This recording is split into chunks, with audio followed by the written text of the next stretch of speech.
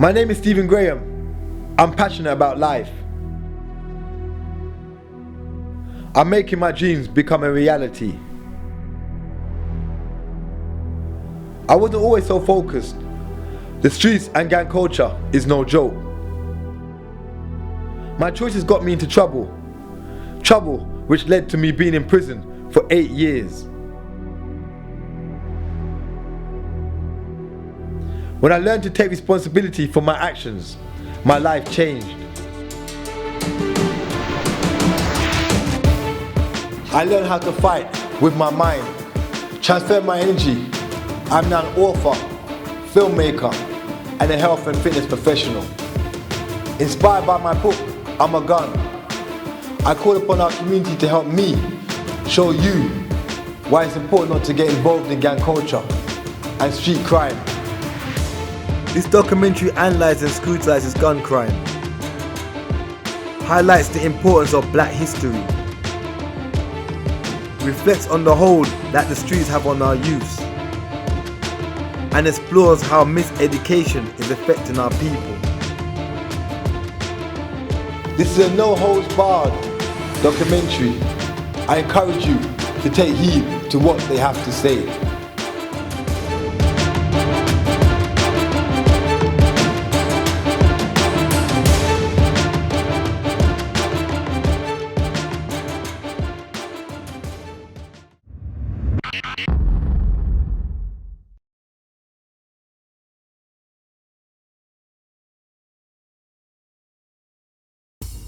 I think guns exist on the street for a number of reasons.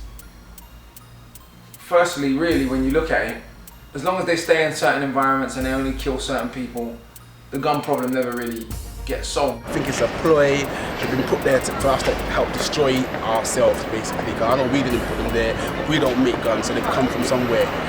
But on the second hand, the youths that are running around with them are not making it any easier.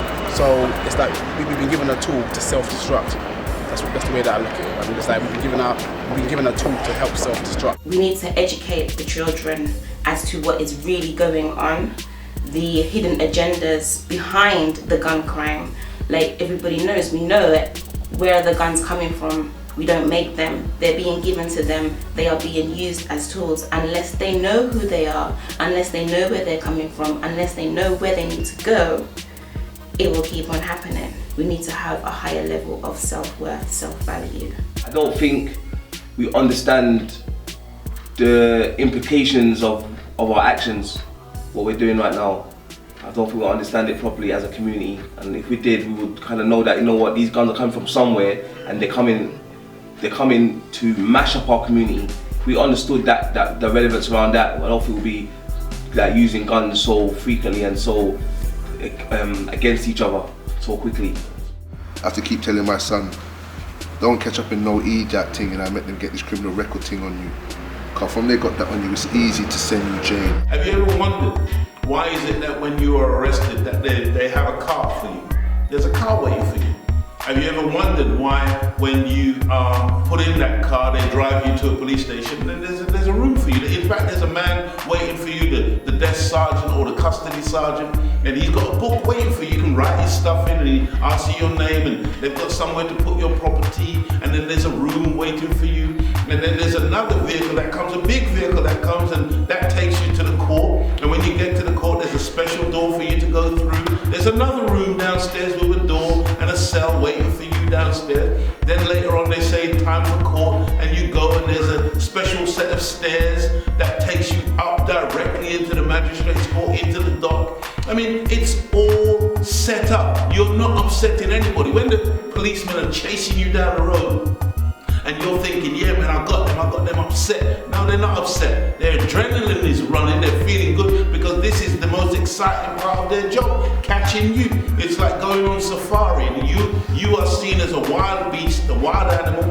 They're literally excited because, you know, there's danger when you go after a wild animal, but at the same time, the catch, when the catch is secure, they feel absolutely happy and tremendous, and that's more money for them, okay? when they've got to be hunting you and you're hiding out in somebody's back garden and they've got to bring the helicopter out, you know, to heat seek you and whatever. That's all part of the great game that is being played. And so I always say to young people, understand that you've been set up, okay? You're not upsetting no apple cart, you're not upsetting anybody. The magistrate is not upset when he sees you standing before him in the dock. He's very pleased, okay? And the judge is not upset when he sees you. He's also very pleased.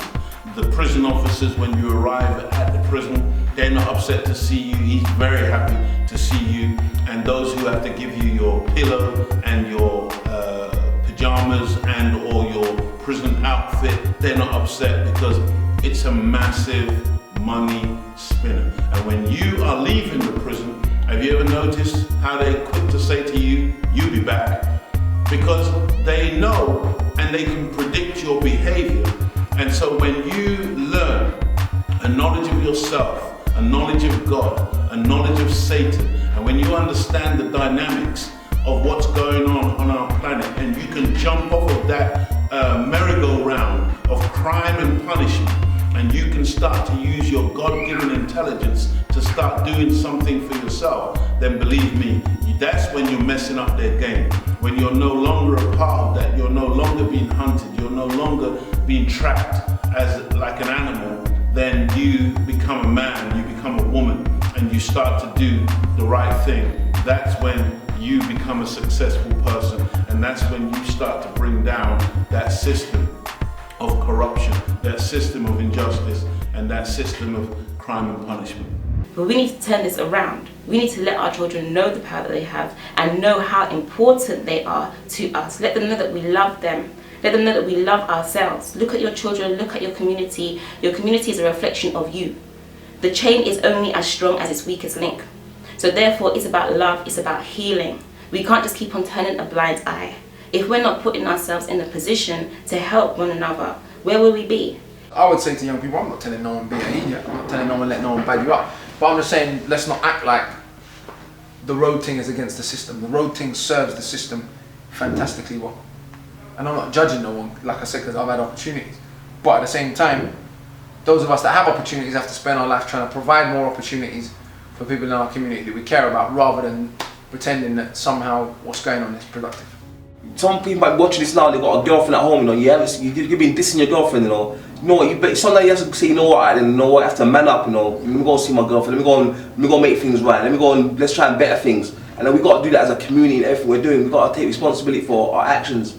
That's what we got to do as a whole, and that starts at home. We can all make a difference, but it's just by little changing our own personal circumstances at home, building our families, changing our structure at home, fixing your structure. I'm saying creating a better relationship with you and your kids. I'm saying enough of the man out there on the road. Bro, go and pick up your son from school random one day. Go and do something. Go and just change your cycle, change your daily cycle. Let's start changing things on a daily basis. This is what we need to do on the whole. And that's what I say to everyone. The street culture. We can still be street. We can still be credible. We can still do fancy things. We can still drive big cars, but we can do it in a more progressive manner and where we're ownership and where we're progressing with it. Not where we're coming, filling up the prisons and killing each other. That's not helping us. We can do it in a reversed way and where it's progressive and it's helping us build our communities up. So we're actually having ownership. And that's what I'll say on a level for the whole community. I hope this documentary was empowering and leads you to inspire others. Until next time.